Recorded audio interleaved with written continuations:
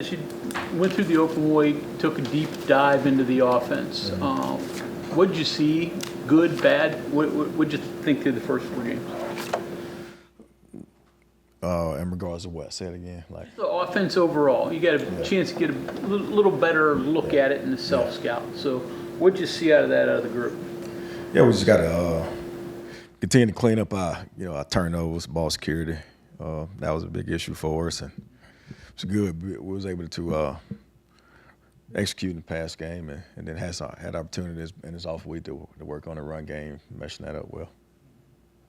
Turnovers, which you didn't have a lot of last year, but too many this year. Too Anything many. else that really Way too stands many. out? Yeah, I got to score in the red zone. We got to finish. I thought they did a good job toward the end of the Kansas game, scoring touchdowns in the red zone. Got to be consistent doing that because it's come down last 2 games, and a matter of who does it more than the other team, and that's something that we did. A lot of reps and work on this week is working in the red zone, so we could be more efficient scoring touchdowns.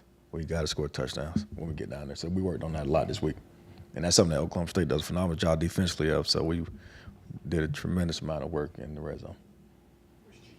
Now, I mean, he's been good, but there's more there. A lot more there. Hopefully one of his breakout games is to come. It'd be awesome if it could be this weekend.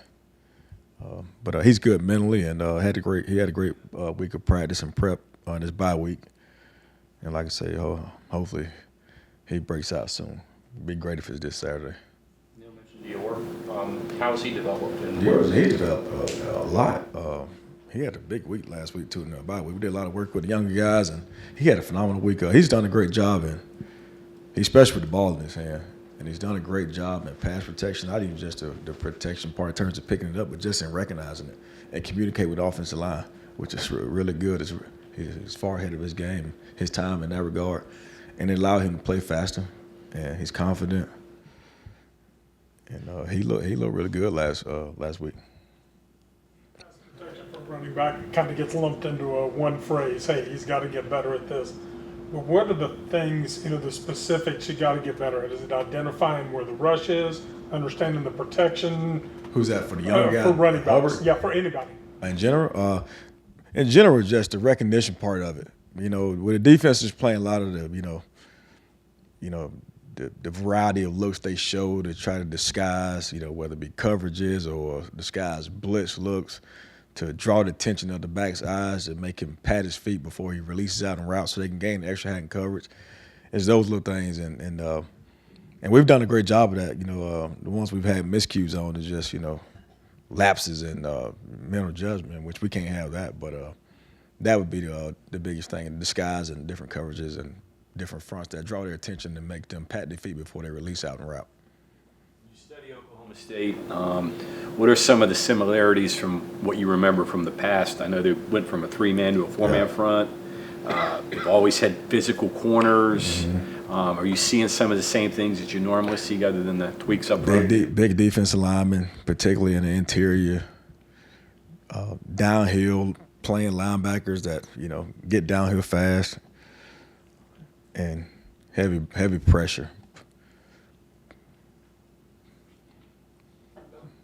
On paper, that looks like the defense is struggling, but what are you showing the guys on film to kind of get into their heads? Like, no, don't worry about the stats on paper. This is what you got to worry about.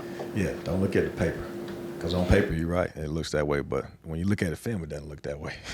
So we just show the guy, just be honest with them, show the guy, let them watch the film, and and look at it so they can see it themselves. They're going to read the same things we all read, and so we got to do a great job of showing them guys film so they can see how those guys actually run around, and and how they disrupt and cause plays, because they mainly give up a lot of yards, but they don't give up a lot of points. And that's what they got to understand. So that's where the red zone comes into play. They may give up a lot of yards, but they don't give up a lot of points. But why aren't they giving up a lot of points? Well, they're efficient when we get in the red zone. So it may have a lot of yards in the open field.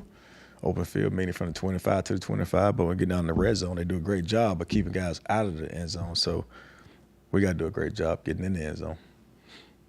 Historically, too, their secondary has always been really good at being physical and forcing the officials to make calls. Right. What's the challenges when you go up against those? And I guess they got big physical corners like they always Yeah. do. Well, fortunately for us, the last 2 weeks we faced some corners that's been big and physical, particularly last week. And I thought our guys responded, our receivers responded and answered the bell, answered the challenge, and did a great job in one-on-one situations and also press situations. We won more than we lost last week. So, and that's the best preparation you get. We can give them looks and practice all we want, and our guys do a great job, trying to simulate what they're going to, face on Saturdays. But the best challenge is what we faced the last 2 weeks, and I thought our guys, particularly last week in the Kansas game, responded and won more one-on-ones, and that gave those guys confidence. They continue to gain confidence throughout that game, and so we'll be ready. They behave differently on defense when they get into the red zone. Yeah, they pressure more. Okay. They pressure more, and they zero. They go zero more, which they're gonna try to force the. They're gonna try to force the ball out of the quarterback's hand, and so we got to do a great job. First of all, I got to be on the same page, running back wise and offensive line wise, communication in terms of pass protection. GG has to be able to see the pressure and make his calls, and then we got to be able to win the one-on-ones. But they're gonna pressure us and try to hit home before we can get the ball out of the quarterback's hand. Thoughts of the offensive line play so far? It could be better, but we could be better across the board, everybody, us coaches included. Mm-hmm. But we've done a good job thought we've done a good job in the pass game. We got to continue to improve in the run game. And that was good. Like I said, this week, continue to just gel and, get healthy. We got to continue to get healthy. We got some nicks and bruises up front that's kind of held us back too. So this week was good for us to get back healthy as well. But overall, we can all improve, get better. We will. We were talking about the 2-minute offense earlier, and there's that talk of, you guys, consider yourselves one of, if not the best 2-minute offense in the country. Yeah. What is it that is really making that strong for you right now? We might need to play the whole game in a 2-minute mentality because for whatever it is, when we go in that mentality, which we went into that mentality last week in that game at 5 minutes and 39 seconds, and it's something about that mentality. Them guys go in, they feel like, we're going to go down and score. Not more is that we can't be stopped, more that they're going to go down and score. And they feel that way, and they just want to get the ball back. So we got to do a better job as coaches, find a way to create that mentality throughout the game and not just, when we're down and we got to come back and win the game. Yeah, I was actually going to ask, how do you maybe do that? Because Coach Brown talked about you can't go into the 2-minute mentality the whole game. There's other negatives that no one's thinking of. So how do you kind of create that as best you can to kind of compromise that? Well, you can tempo obviously and do it, but it's risks to it, advantageous things to it.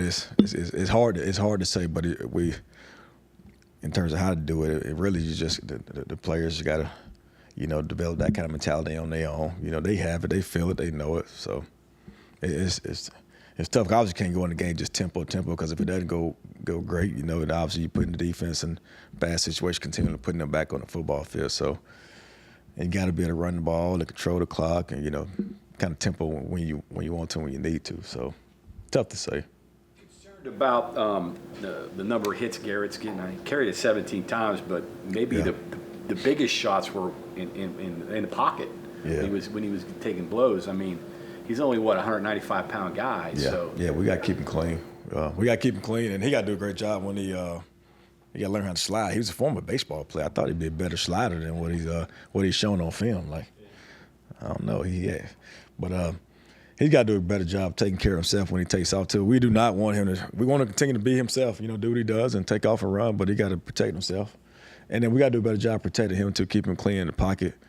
And he's doing a great job of, testament to him to showing the toughness to sit in there and make the throw and not look at the rush. And so we got to do a better job across the board of keeping him clean.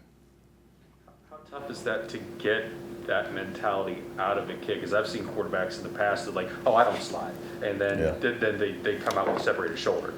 Yeah, well, we don't want that. How do you get it out of their head? It's like, no, you have to. Just do this for yourself. Well, he's such a competitive kid. I mean, it's tough. You talk to him all the time, but the truth of the matter, when they get in the game and heat of the moment, adrenaline gets flowing, they'll, I'm assuming he doesn't think about it, you know. But I continually remind him all the time to think about it. And I talk to him all the time about the baseball slide. You know, he was a baseball player, but he ain't listening. But I just got to continually talk to him about it, you know, because obviously we need him to, you know, finish, not just start the game. We got to finish the game for us, but he got to be smart and play the next play. And that's what I constantly talk to him about. Just play the next play. You know, it's funny, the week before I talked to you guys were asking about him, and I kept saying the entire week, BU, BU, BU. Well, last week it was him. And so now this week I'm talking to him about having next play mentality. I mean, slide, get on the ground, play the next play. So It's tempting as a game planner to just spread the field out and then just let Garrett run or pass. yeah. You know, I mean, it's tempting to do that. It makes it simple. It kind of eliminates a lot of stuff, right? It does. It does eliminate a lot of stuff. It doesn't make you're not as cautious when you calling it, because he can make all the throws, and our receivers are doing a great job getting open. We're doing a great job protecting for the most part as well too. So, but it is a sense of comfort, because that's the one play the defense coordinator can't call. Right. The one that he takes when he pulls the ball down and takes off and run. It's 11 on 11 when he does that, right? Exactly. So it's an element for us. That's a weapon for us, and you know it's a great weapon. Like I say, you just got to be smart and you know have a next play mentality to take care of himself. Be there for us the next play. A lot of the conversation in the offseason was about his completion percentage, Yeah. and even John bringing up about getting Jaheim going. Is that something that maybe could marry the two together, that Yeah. more checkdowns could actually Yeah. maybe also ignite Jaheim? Is that something maybe you want to see more of? Absolutely, and we did a great job of that this week, because you know he got to do a better job. We got to do a better job, you know, creating him some easy completions where he can, like you said, can dump some balls off, and he did that this week with Jaheim and CJ. He checked the ball down. And some of those situations where he takes off and run is, you know, those guys are open too, you know, so he could just dump it off and save his legs sometimes as well. But we got to do a better job creating easy completions, which we did this week in the bye week. And then he's got to do a better job of finding the backs when the downfield throw is not open. And then the backs got to do a better job too. You know, we find ourselves chipping a lot on the edges, and there's no need to do that all the time. Third and long situations, or, you know, if they come up field fast and impede their route, but we can't be doing that just about every play, which we've done a lot of. Just one other thing on their defense. I know Garrett's had two pretty good games against them. And you go back to the 2 years ago, he had that big run there before he got hurt, and then Nico had to finish it. But then you look last week, Johnson really hurt them with QB run and different things. What has allowed that to happen with their defense that's you've been able to see there? Well, they're aggressive. They're so aggressive. You know, it's like you know, I look at it like feast or famine. They're so aggressive. They hit home. It's a bad thing, but they're so aggressive. Sometimes their aggressiveness kind of hurts them as well. That, you know, causes them to miss tackles on some agile guys sometimes, to take bad angles at times. And people, you know, like the kid last week did a great job capitalizing on it, and I hope we can do the same. Tempo. I mean, when you were playing college, starting at Kentucky, air raid was just, you know, great pace. Right. But it's not as much anymore across the board. That hadn't been the future some people thought. Why so? Why wasn't that sustainable? Well, you got to take care of the defense. You know, it's great offensively, but it's not so great for the defense. Now, if you're doing it and you're efficient more times than you're not, meaning, you know, you end the play drives or touchdowns mostly, or field goals, it's a great thing. But when you tempo on the line and it's not, and the defense doing a great job getting them off the field, and you tempo on and you're not converting the touchdown or the first down, and you're putting them back on the field, it's not good team ball. So you have to pick and choose when the tempo for the you know, success of the whole football team. That's why it's not sustainable. Me and Mike Leach not talk about defense at all? I can't answer that. I can't. No, they didn't. I can't. They ain't let me in it. They ain't let me in their meetings when I was a player.